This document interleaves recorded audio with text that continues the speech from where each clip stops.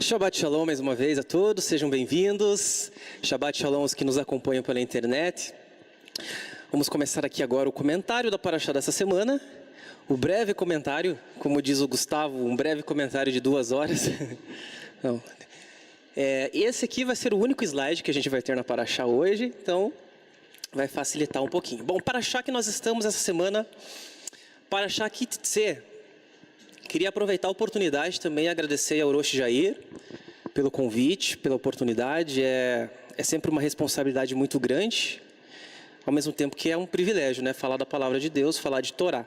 Então agradeço ao Hashem, agradeço ao Orochi Jair e agradeço a presença de todos, que o Eterno possa falar o coração de cada um nessa manhã. Amém? Eu vou começar lendo aqui pra gente os tópicos da Parashá Kittzé. É uma Parashá bem extensa, na verdade ela tem muitos conteúdos, muitos tópicos.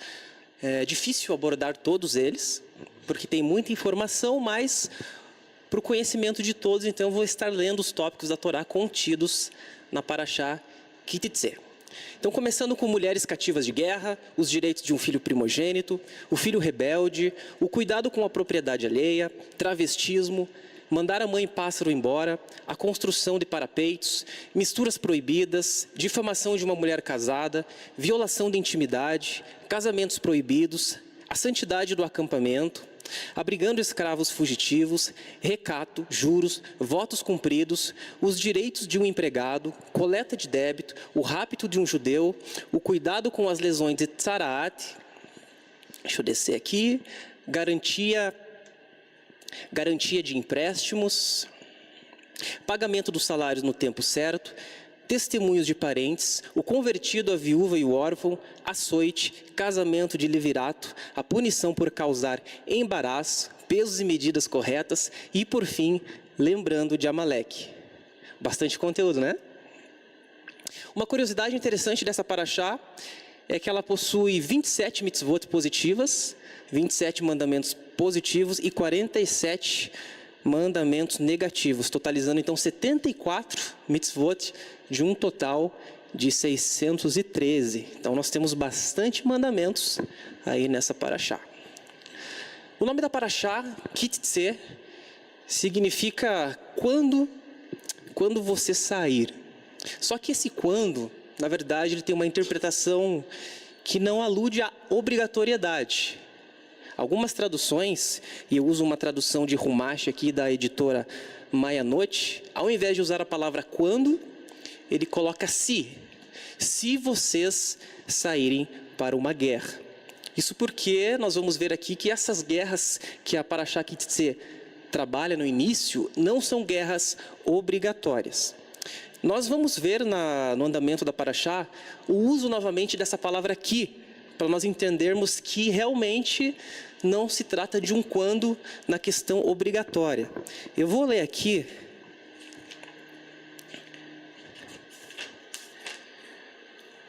um texto que fala a respeito da construção de parapeitos.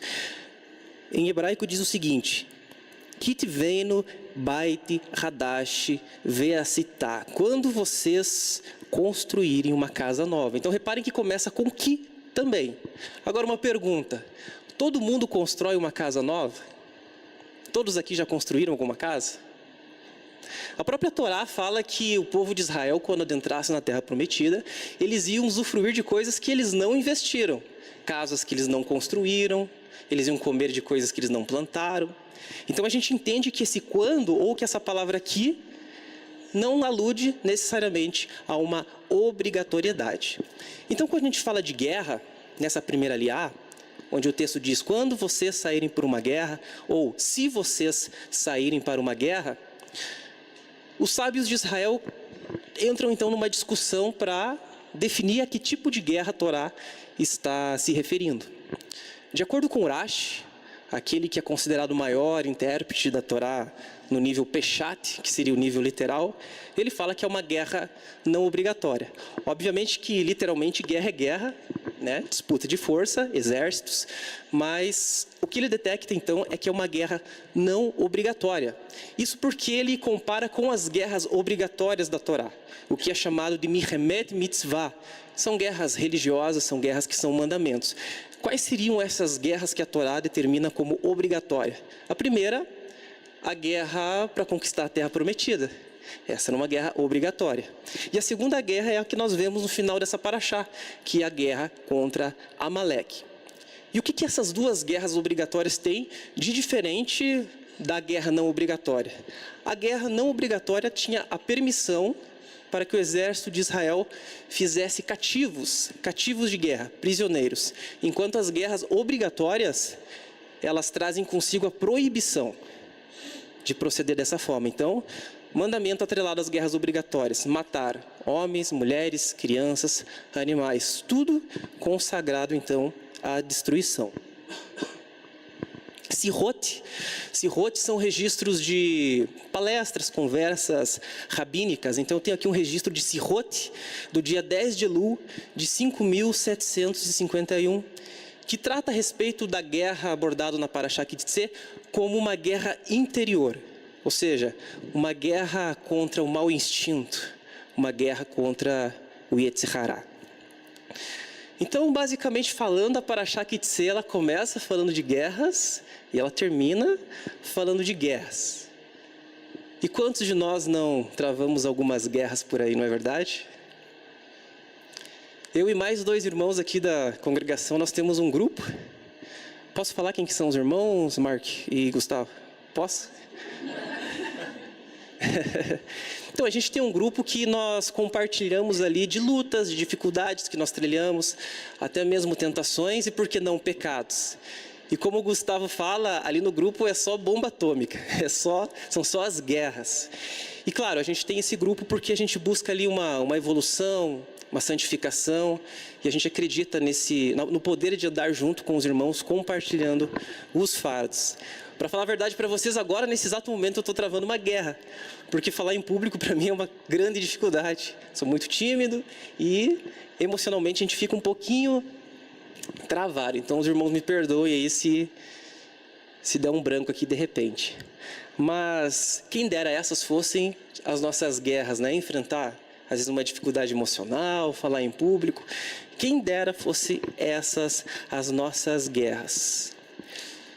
Eu gostaria de falar então hoje de uma guerra muito específica, como tema dessa paraxá, que é a guerra contra Amaleque. Quem sabe quem foi Amaleque? Todo mundo sabe, mas ninguém quer falar, né? Amaleque foi um povo que cometeu 2 grandes pecados, marcados por covardia e audácia. Tudo isso motivado por Sinat Hanan, ódio gratuito. Quando o povo de Israel foi liberto do Egito por Moshe, pelas mãos de Deus, através de Moshe, o povo amalequita veio atrás de Israel, os atacando de forma traiçoeira, quando eles estavam frágeis no deserto. Então, isso já foi um grande pecado de Amaleque. O segundo grande pecado foi não temer a Deus. Uma vez que Hashem tinha se revelado através do povo de Israel, realizando grandes feitos na terra do Egito, considerando que o Egito era a maior nação, a mais poderosa da época, o grande Deus de Israel subjugou de uma forma extraordinária a nação egípcia. Como que Amaleque não temeu atacar Israel, uma vez que o que aconteceu no Egito repercutiu por toda a região? Então, Amaleque foi esse povo que atacou Israel, motivado por ódio gratuito. Sobre Amaleque, a Torá ela apresenta 2 textos que trazem aparentemente uma contradição. O primeiro texto encontra-se em Devarim 25:19. Eu não vou ler, mas ele dá a entender que, quando Israel adentrasse na Terra Prometida, eles deveriam eliminar, fazer guerra contra Amaleque, até os exterminar completamente, ok? Já em Shemot e Êxodo, capítulo 17, no verso 15, a Torá afirma que a guerra seria constante, de geração em geração. E aí a gente fica com essa dúvida: a guerra era para se encerrar naquele momento, exterminando todo o povo amalequita, ou a guerra seria contínua, de geração em geração. Para a gente entender um pouquinho melhor sobre Amaleque, eu trouxe aqui uma pergunta que foi feita a um rabino. E na sequência a resposta que esse rabino deu.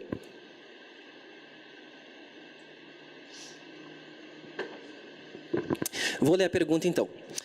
Aprecio as suas modernas interpretações do judaísmo bíblico, porém parece-me que você escolhe os mandamentos que ainda são relevantes e simplesmente ignora os primitivos. Por exemplo, a Torá ordena que os israelitas empreendam uma guerra eterna contra a nação de Amaleque e os elimine totalmente. Se a palavra de Deus é eterna, por que vocês não são armados e procuram amalequitas para exterminar?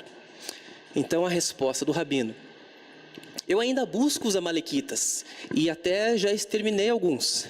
Mas para isso precisamos identificar quem é Amaleque atualmente. Amaleque era uma nação com um ódio irracional e inato contra Israel. Eles atacavam sem motivo e não havia possibilidade de diálogo ou educação que resolvesse esse ódio. Por isso a Torá ordenou sua eliminação. Com o tempo, a nação de Amaleque se misturou com outros povos e perdeu a sua identidade. Deus, que escreveu a Torá, também guia a história e decidiu que esse mandamento não seria mais aplicado literalmente. Mas isso não significa que Amaleque desapareceu. Hoje Amaleque é uma força interna. O Amaleque dentro de nós ataca a nossa moralidade e espiritualidade, ridicularizando atos de bondade e questionando nossa sinceridade.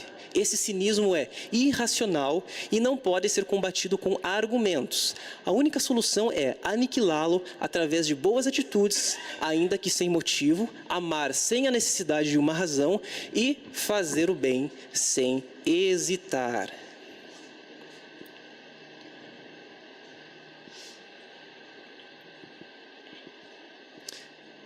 Então daqui para frente a gente vai falar de Amaleque, então, como esse inimigo interior, o Yetzer Hará, a nossa inclinação para o mal. Então é uma luta com a gente mesmo. De acordo com o Zohar, a palavra Amaleque ela tem a mesma gemátria, ou seja, a mesma equivalência numérica. O hebraico tem equivalências numéricas por letra e Amaleque tem a mesma equivalência numérica que Safek. Safek significa dúvida. Então, de acordo com o Talmud, Amaleque é uma força espiritual que tenta enfraquecer a conexão entre o homem e Deus, trazendo frieza e dúvida à espiritualidade. Se Safek é dúvida, esse é um inimigo que faz oposição direta à emuná, a nossa fé, a nossa convicção. Vamos ver como que isso funciona na prática. Eu queria ler um comentário de Rashi, que eu tenho aqui no Sefer Shemot. Olha que interessante essa pergunta. Por que a guerra com Amaleque vem diretamente depois da reclamação sobre a falta de água? Rashi responde: esta seção sobre Amaleque foi colocada diretamente depois do versículo Deus está conosco ou não? Sugerindo a resposta de Deus: eu sempre estou com vocês. E eu sempre estou preparado para todas as suas necessidades. E ainda vocês dizem, Deus está conosco ou não? Vocês verão, um cachorro virá, e lhes morderá, e vocês clamarão a mim, e então vocês saberão onde eu estou. Esse comentário de Rashi está muito alinhado com a carta aos Hebreus, no capítulo 1. Porque ali o texto ele vai explanar qual que foi o grande problema, a grande dificuldade e o que ocasionou a derrota do povo de Israel em toda a trajetória pelo deserto, inclusive resultando em uma geração inteira que não entra na Terra Prometida. E qual que é o laudo que a carta aos Hebreus apresenta? Que Israel naquele tempo recebeu milagres, ensinamentos, que Deus se manifestou de uma forma extraordinária, mas que eles sempre duvidaram, eles sempre questionaram, mostrando que Amaleque era muito mais do que uma força externa que fazia uma guerra física, mas uma guerra interior que tem um poder muito mais destrutivo. Israel teve outros inimigos.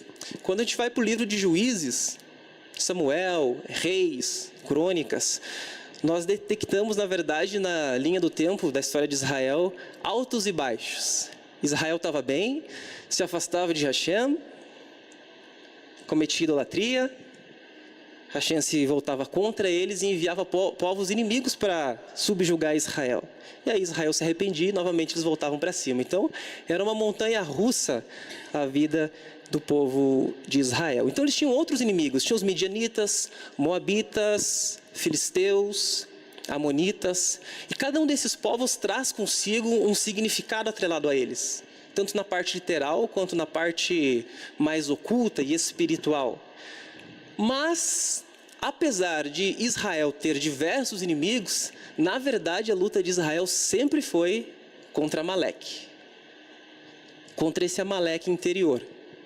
Então, digamos que Israel saísse para lutar contra os filisteus. A luta era contra os filisteus, literalmente falando. Mas, antes de ir para a guerra contra os filisteus, eles já tinham lutado contra Amaleque. E muitas vezes Deus mandava outros povos para atacar Israel justamente porque Israel já tinha perdido a guerra contra Amaleque. Já tinham se afastado de Hashem, já estavam duvidando da presença de Deus, já estavam pecando contra Hashem e vinham os filisteus, vinham os amonitas, os moabitas, porque eles já tinham perdido essa guerra contra Amaleque. Então, vencer a guerra contra Amaleque era o que ia determinar se Israel venceria ou não a guerra contra outros inimigos. Então, a gente pode definir que o maior inimigo de Israel é Amaleque. Não, mas são os babilônios que vieram depois, são os romanos. Antes desses também, Amaleque. Porque a Babilônia só teve força contra Israel por conta de Amaleque. Roma só teve força contra Israel por conta de Amaleque. O ataque que aconteceu em Israel no dia 7 de outubro, de certa forma, traz uma associação com Amaleque no nível literal, devido à ousadia, devido ao nível da atrocidade dos atos cometidos. Mas a gente pode dizer o seguinte: quem é um grupo terrorista capaz de realizar tantas coisas terríveis comparado com Amaleque interior? E sabe o que é engraçado? Às vezes nem está numa aparente guerra, às vezes as coisas estão todas indo muito bem. Mas às vezes a gente está apanhando para Amaleque. Talmud Sanhedrin 20b discute então sobre a mitzvah de fazer guerra contínua contra Amaleque. Porém, o Talmud enfatiza que isso é uma guerra espiritual.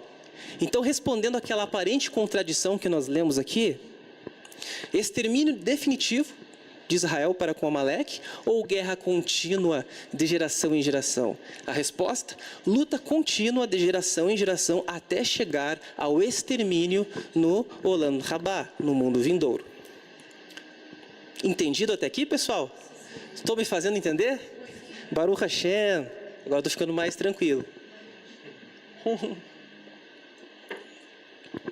Continuando no tratado de Sanhedrin, Talmud 20b, Rabino Yehudá ele fala o seguinte: existem 3 mitzvot que Israel recebeu para que eles cumprissem quando adentrassem em Eretz Israel, na terra prometida. E esses 3 mitzvot, esses 3 mandamentos são: constituir um rei, de acordo com Devarim 17, 14 e 15. E alguns podem pensar, mas quando Israel lá em Samuel pediu um rei, não pareceu ser algo muito bom?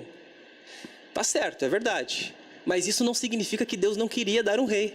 Até porque quando Yaakov abençoou Yehudá, ele fala que de Yehudá viria aquele que reinaria sobre Israel. Era da vontade de Hashem, sim, que Israel tivesse um rei. Talvez a forma que Israel pediu não fosse a mais kosher assim. Tá certo? Esse é o primeiro mandamento, estabelecer um rei. Segundo, que Rabino Yehudá aponta: cortar a semente de Amaleque, erradicar a semente de Amaleque. E terceiro, construir o Beit Hamikdash, em Devarim 25, 17. E até aí os rabinos eles são unânimes na discussão na Guemará. Porém, o Rabino Yossi, ele fala o seguinte: ok, eu concordo que são 3 mandamentos que o povo de Israel tem que cumprir na terra. Só que eu não sei qual que é a ordem a ser praticada. O que vem primeiro? Um rei o Michigan, fazer guerra. E aí então eles começam a discutir, e isso joga eles novamente para a Torá escrita. Que a gente vai lá para Êxodo, Shemote, capítulo 17 e 16, que diz o seguinte: pois há uma mão sobre o trono do Senhor. O Senhor fará guerra com Amaleque de geração em geração. Isso estaria indicando, então, que o trono do Senhor é uma alusão para um rei que iria liderar a guerra.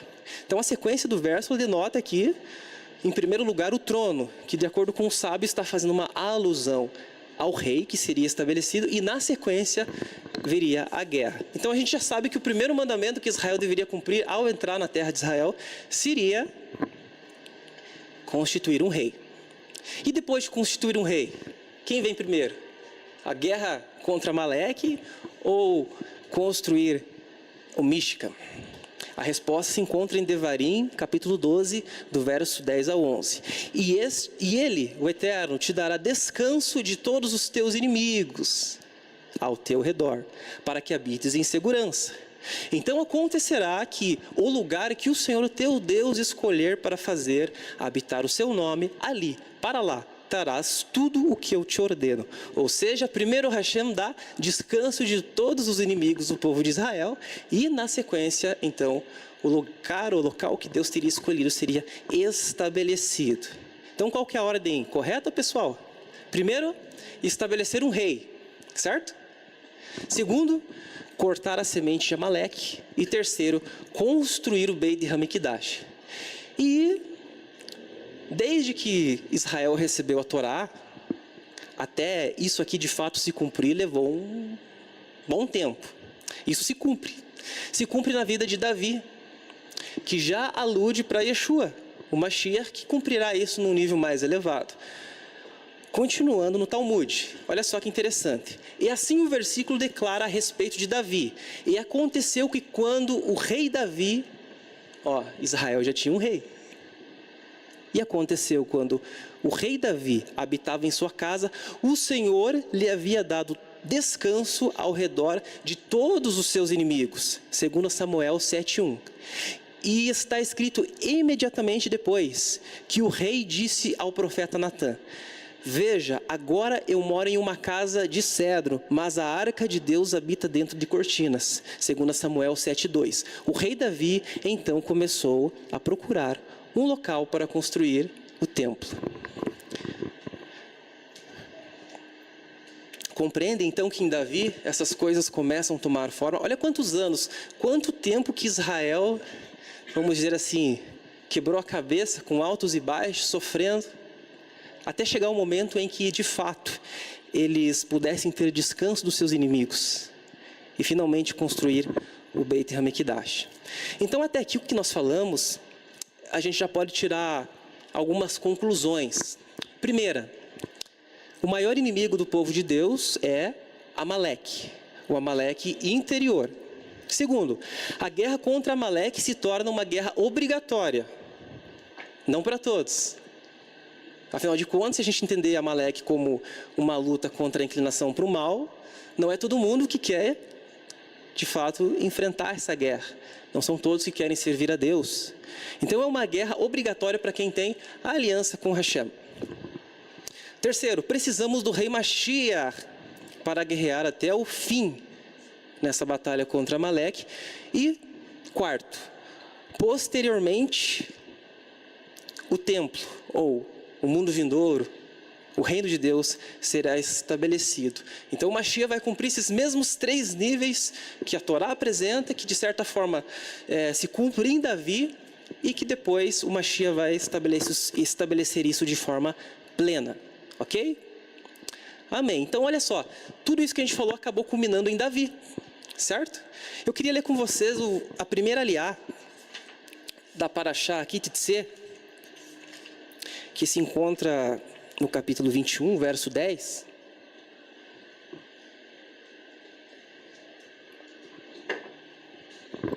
Que diz o seguinte: se você sair para uma guerra, a Irache acrescenta, não obrigatória, contra os seus inimigos, Deus seu Deus, e Deus, seu Deus, entregá-los em sua mão, e você capturar os cativos deles, e você vir entre os cativos uma mulher bonita, e você a desejar, você a tomará como sua esposa.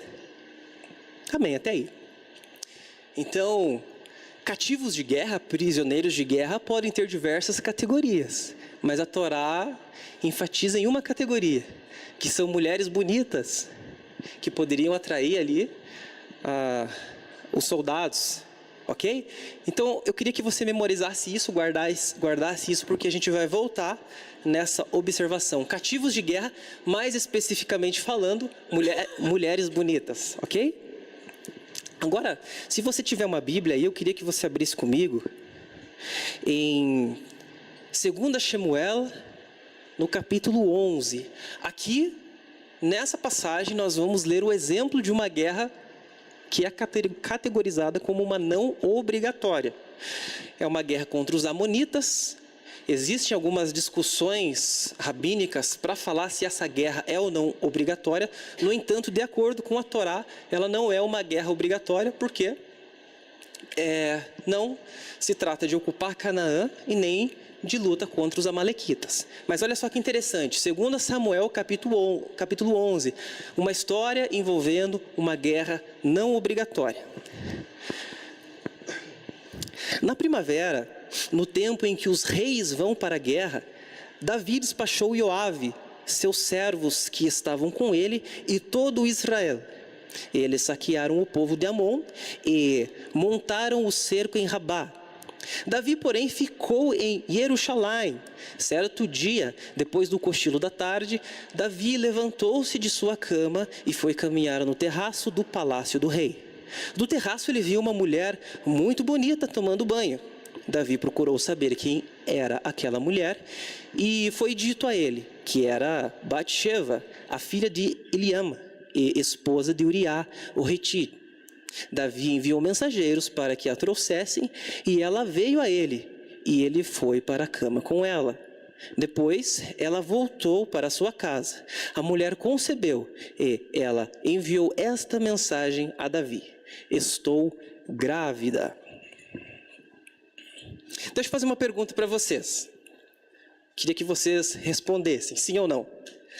A ausência de Davi nessa guerra influenciou na sua queda, sim ou não? Eu ia perguntar por quê, mas eu falei que era só sim ou não, né? Alguns dizem que sim, porque ele se isentou de uma responsabilidade, mas na verdade ele acabou ficando ocioso. O texto relata que ele tirou um cochilo à tarde. Então algumas interpretações dizem que o seu Yetzer Hará, sua inclinação para o mal, ficou potencializada. Tá, então todos falaram que a ausência de Davi na guerra, sim, teve uma influência na sua queda. Mas, se a guerra não era obrigatória pela Torá, por que essa ausência de Davi, então, teve esse desfecho em uma queda tão grande?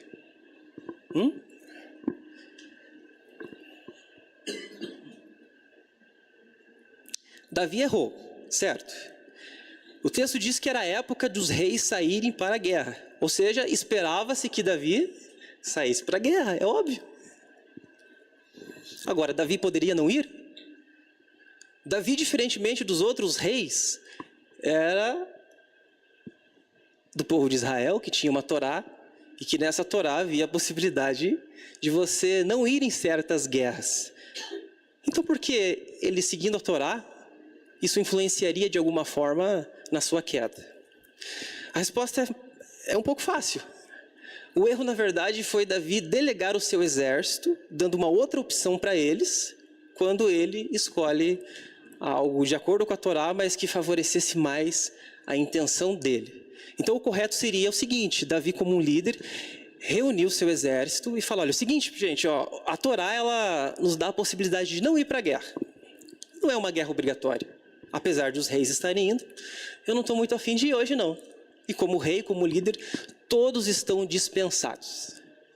Ou podia ter uma situação que Davi quisesse ir e de repente o exército não estivesse com muita vontade E Davi falaria: não importa se vocês estão com vontade ou não, só porque é uma guerra não obrigatória. Eu quero ir e todos nós vamos. No entanto, Davi falou: vocês vão, mas eu fico. Certo, pessoal? Vamos lá. Não estou olhando o relógio, isso é um perigo.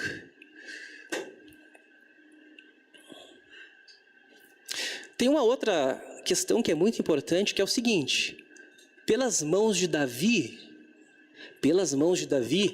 Deus guerreava. Existe até uma ocasião que Davi luta contra os filisteus, derrota os filisteus e ele fala o seguinte: pelas minhas mãos, Adonai derrotou os nossos inimigos. Então Davi também deixou o seu compromisso de ser usado por Deus. O que isso gera? Eu lembro de Saul, quando ele foi ungido rei. Ele recebeu Ruach HaKodesh sobre a vida dele, o Espírito de Deus. Só que conforme Saul foi desobedecendo, foi se isentando das suas responsabilidades, o que aconteceu com o Ruach sobre a vida de Saul? Foi se retirando, aos pouquinhos, até um espírito mau vir e tomar Saul. Então, quando Davi se isenta de ser a pessoa que Deus escolheu para que ele fosse, sendo aquele que Deus lutava através dele, lembra do versículo da Torá? Existe uma mão sobre o trono do Senhor que fará guerra, aludindo ao rei. Então, Davi, como rei, ele tinha uma grande responsabilidade. Deus dá a vitória para Israel nessa guerra contra os amonitas. Porém, Davi sofre uma grande derrota.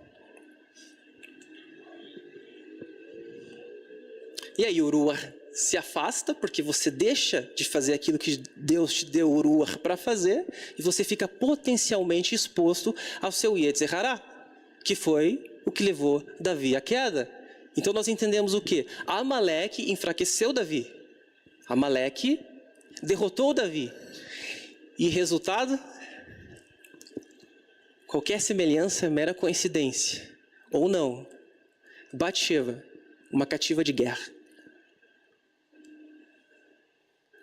Davi não quis ir para uma guerra não obrigatória, que permitia que lá ele achasse uma mulher bonita e vou ficar com ela. Ele não quis. Mas o bônus atrelado a esse tipo de guerra ele quis. Só que ele não tinha opção, ele teve que pegar uma mulher do seu próprio povo.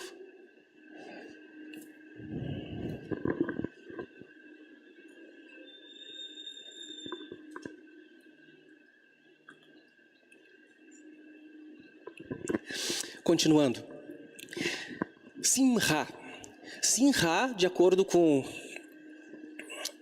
a literatura judaica, é uma das maiores mitzvot que Hashem deu para o seu povo, o povo de Israel. Simra significa alegria. De acordo com a tradição, nós devemos sentir alegria constante. Principalmente no Shabat. No Shabat, essa alegria ela é potencializada. Nas festividades, nas solenidades, da mesma forma. Nós podemos observar, por exemplo, o movimento racídico, que é um grupo oriundo do judaísmo ortodoxo, que eles dão uma ênfase na espiritualidade. E a maior característica, se você colocar vídeos no YouTube e digitar lá racídicos, você vai se surpreender com as festas que eles fazem, com as danças, com as canções. Porque eles expressam o máximo de alegria possível, eles são incansáveis. Pesquisa depois, judeus racídicos.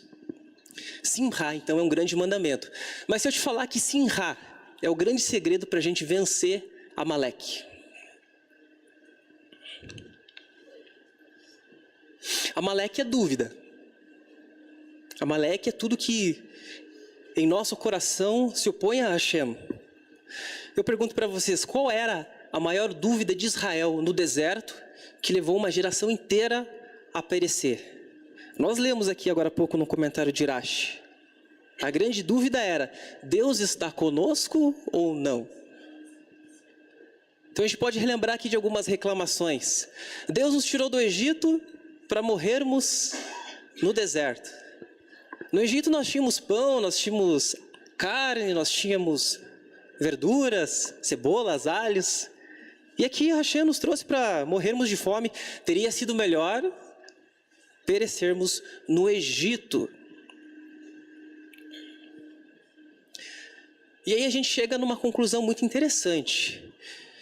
essa geração, eles não conseguiam ter simra, eles não conseguiam ter alegria. Por quê? Porque é impossível você estar em dúvida se Deus está com você ou não, é impossível você ter simra se você tem dúvida se Deus está ou não com você. Eu já passei por isso e vamos dar um exemplo aqui. Digamos que alguém dentro de nós que tenha uma relação sólida com Hashem, por alguma circunstância, por algum acontecimento, começa a entrar no seu coração que Hashem não está mais com você, que Hashem te rejeitou, que Hashem te abandonou. E claro, isso só vai servir de exemplo para quem de fato tem um relacionamento com Hashem que valoriza isso. Mas se isso entra no seu coração e se você começa a acreditar que Hashem não está mais com você, tem como você ter simra? Tem como você ter alegria? Mas aí você vai lá e compra um carro zero. Você compra uma casa na praia. Você consegue condições para fazer as melhores viagens. Você vai ter simra?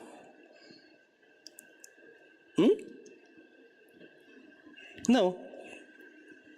Olha só que interessante esses fundamentos. A Brit Hadashah enfatiza muito a fé. Sem fé é impossível agradar a Deus. Essa geração que pereceu no deserto, pereceu por quê? Porque tudo que eles receberam de Hashem não foi acompanhado de fé.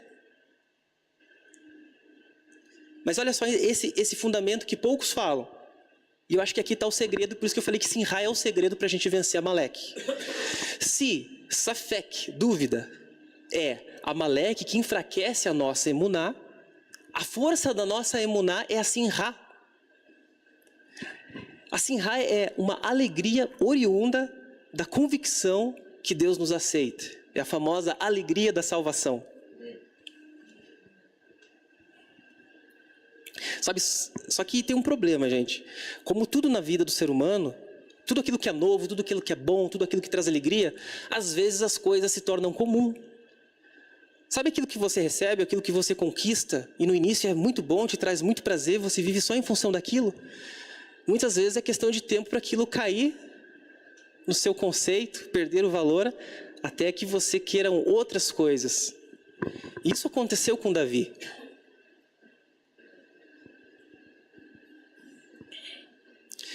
Eu queria ler com vocês o salmo que eu considero um dos salmos mais bonitos, mais profundos de todos os salmos, e que ele vai trazer para a gente a raiz da queda de Davi. Salmo 51, a partir do verso 1. Tem misericórdia de mim, ó Deus, segundo a tua benignidade. Apaga as minhas transgressões, segundo a multidão das tuas misericórdias. Verso 9. Esconde a tua face dos meus pecados e apaga todas as minhas iniquidades. Cria em mim, ó Deus, um coração puro e renova em mim um espírito reto. Verso 11. Não me lances fora da tua presença e não retires de mim o teu ruach, assim como aquele dia que eu decidi me isentar da guerra. E eu não assumi o compromisso e a responsabilidade para a qual o Senhor me deu o ruach. Não retire de mim de novo o teu ruach. E no verso 12 existe o segredo da queda de Davi.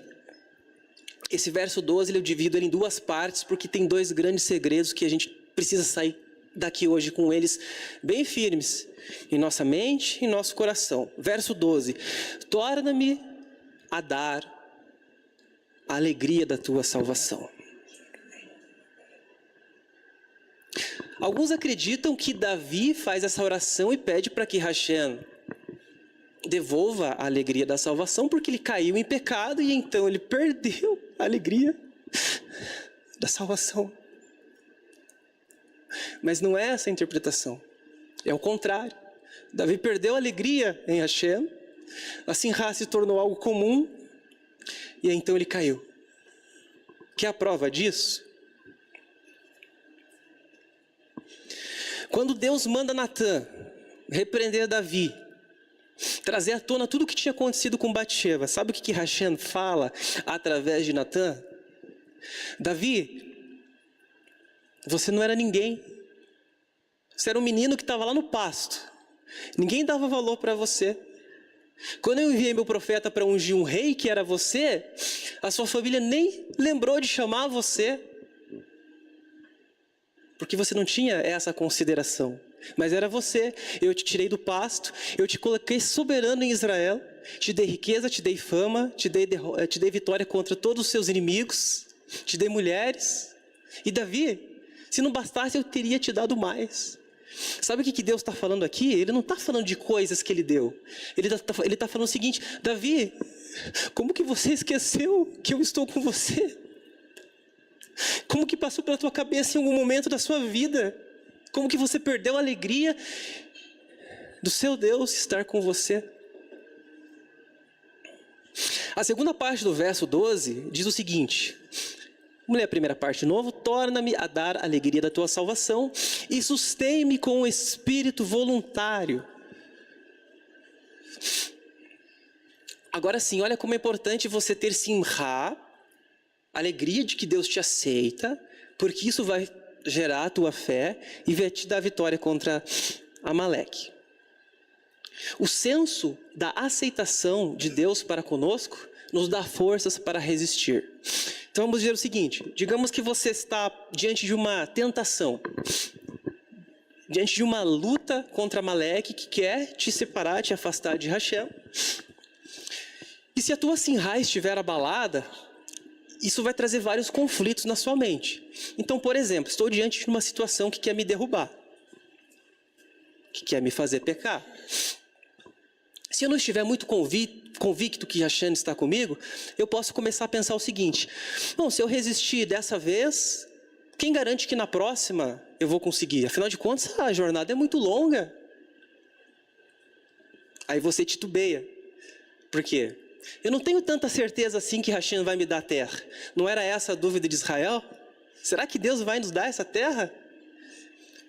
E olha só como se torna muito fácil você negociar os princípios se você não tiver essa convicção de que Hashem está com você. A tendência e a chance de você cair é muito grande, de Amaleque te derrotar é muito grande. Todavia, se você tiver simra, alegria, a convicção que Deus te aceita, você sabe para onde você está indo, você sabe qual que vai ser o desfecho. E você diz não com a maior facilidade do mundo. Caminhando para o final, pessoal. Nós estamos no mês de Elul. Na tradição judaica existe uma frase muito conhecida nessa época. Diz o seguinte: o rei está no campo, aludindo à presença de Hashem mais próxima de nós, a oportunidade para techuvá. Inclusive, Rabi Lazar diz o seguinte: 3 coisas anulam um decreto severo: tefilá, oração; tzedaká, caridade; e techuvá, arrependimento. E isso ganha muita ênfase no mês de Elul, nessa época que nós estamos vivendo. É verdade que existem muitas outras solenidades. Nós temos, por exemplo, Pesach, Shavuot, Sukkot. E essas datas elas são marcadas por ensino, por conteúdo profético e por milagres atrelados a elas. Então, por exemplo, nós estamos no mês de Elul, mês de se voltar mais a Deus, arrependimento. Só que pode ter alguém em nosso meio que está precisando viver um Pesach. Pesach faz alusão ao nascer do alto, faz alusão à libertação do povo de Israel do Egito. Então a gente pode estar em Elul, mas tem gente que pode estar precisando viver um nascer do alto. Aí de repente a gente chega em Yom Kippur, que todo mundo vai estar chorando, pedindo perdão dos pecados, e vai ter alguém no nosso meio que está vivendo Shavuot, está sendo cheio do Ruach, está recebendo aquela Torá interior. Ou seja, os milagres atrelados às solenidades são atemporais. Assim como diz o Ruach HaKodesh: hoje, se vocês ouvirem a voz do Senhor, seu Deus, não endureçam o coração como a rebelião durante o tempo de provação no deserto. Porém, certas datas, certas festividades, ou melhor, todas elas, trazem ênfases. E nós precisamos reagir àquilo que nós somos expostos. Nós estamos sendo expostos a uma palavra de techuvá, de se voltar mais a Hashem. Nós precisamos reagir a isso de uma forma séria. Em Elul, o rei está no campo. É o mês onde a gente ouve a voz do shofar. Quem está ouvindo aí a voz do shofar todos os dias no grupo? Olha, pouca gente, pouca gente. Isso é uma alusão à voz de Hashem. Se o rei está no campo, se você sabe que Hashem está mais próximo, qual é a sua reação? No Éden, a voz de Hashem era ouvida plenamente. Futuramente, Hashem falaria com seu povo através de Moshe, aquele que falava face a face com Deus. Em seguida, os profetas. Mas Hebreus capítulo 1 diz o seguinte: antigamente, por meio dos profetas, Deus falou por muitas vezes, de muitas maneiras aos nossos antepassados, mas nesses últimos tempos, Ele nos falou por meio do seu Filho. Yeshua é a maior voz de shofar que já soou em todos os tempos e ela está soando aqui nessa manhã. Essa voz nos chama para estabelecê-lo como rei, para ele travar juntamente conosco as nossas guerras contra Amaleque, e que no final isso tudo vai culminar no mundo vindouro, no Olam Rabá, onde Amaleque será totalmente exterminado, aniquilado, e o Mishkan, o reino de Deus, será plenamente estabelecido. Para concluir, que tipo de techuvá Deus espera? Existe uma tradição religiosa que fala que a graça nos basta. De certa forma, com a interpretação correta, isso é bíblico. Por outro lado, tem a tradição judaica que fala que a Torá nos basta. Uns ficam com Yeshua, outros ficam com a Torá, e a gente, de certa forma, se sente privilegiado, né? Porque aqui a gente tem Torá, a gente tem Yeshua.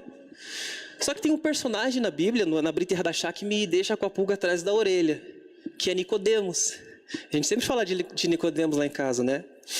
E Nicodemos era o que a gente podia chamar de a nata dentro do judaísmo. Em genealogia, em cumprimento de Torá, em tradição, em influência sobre o povo, Nicodemos não tinha o que falar dele. Por outro lado, ele chega para Yeshua e fala assim: mestre, eu sei que você vem da parte de Deus, porque ninguém pode fazer o que você faz se Deus não estiver com ele. Aí o pensamento que vem na nossa mente é óbvio.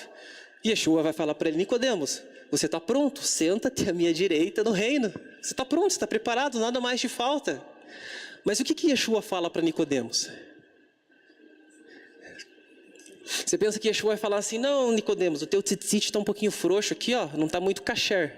Se aperta bem ele que você vai ficar perfeito. É isso que Yeshua fala? Yeshua fala: você precisa nascer do alto. Ou seja, pega tudo que você tem, desconstrói e começa do zero. A techuvá que Deus espera de nós é pelo Ruach, é uma obra de dentro para fora, por transformação, por milagre atrelado ao mês de Elul. Que tipo de guerras Hashem nos convoca? Afinal de contas, o toque do shofar não é só em relação à festividade. Quando Israel saía para guerras, havia toque do shofar. E aí tem mais uma coisa que a Brit Hadashah me deixa com a pulga atrás da orelha. Certa ocasião, Yeshua fala para os seus discípulos: no mundo vocês terão aflições, mas tem de bom ânimo. Aí eu comecei a me perguntar o seguinte: Yeshua está falando com seus discípulos, ou seja, existe um tipo de aflições que se refere somente aos discípulos. Então, por exemplo, dor de barriga é uma aflição que o discípulo de Yeshua enfrenta? Mas dá para atribuir como aflição dentro do que Yeshua fala? Não, porque eu procuro seguir Yeshua, mas a pessoa que não está nem aí para Deus também tem dor de barriga? Perder o emprego? Passar por uma crise financeira? Se enquadra num tipo de aflição que se destina aos discípulos de Yeshua? Não especificamente. Por quê? Porque quem não tem nada com Yeshua, quem não tem nada com Hashem, passa pelas mesmas coisas. E aí eu descobri que as aflições que Yeshua está falando é a guerra contra Amaleque. Amaleque, ele se apresenta diante de nós através de 3 frentes de batalha. O sistema mundano, que representa a moralidade corrompida, que nós somos bombardeados constantemente pelo declínio moral da sociedade, da humanidade. Esse é o primeiro nível que nós temos que enfrentar Amaleque. Segundo nível, a guerra interior, a luta contra o nosso próprio pecado. Não bastasse as lutas com o sistema ao nosso redor, nós mesmos estamos sujeitos a essas influências. E terceiro, Hasatan. Amaleque aparece nesses 3 níveis. A nossa luta não é contra a carne ou sangue. Sabe de uma coisa? Às vezes a gente apanha muito para Amaleque porque a gente está empreendendo guerras vãs, guerras que nós mesmos criamos. Aí a gente gasta toda a nossa energia lutando contra o irmão, lutando contra alguém da família, lutando contra o nosso patrão. E aí quando a gente vai enfrentar Amaleque, a gente já descobre que está derrotado. Essa palavra que eu queria compartilhar com vocês essa manhã, espero que de alguma forma possa ter edificado. Eu agradeço a oportunidade. E agora ficamos todos de pé, então, para a bênção final.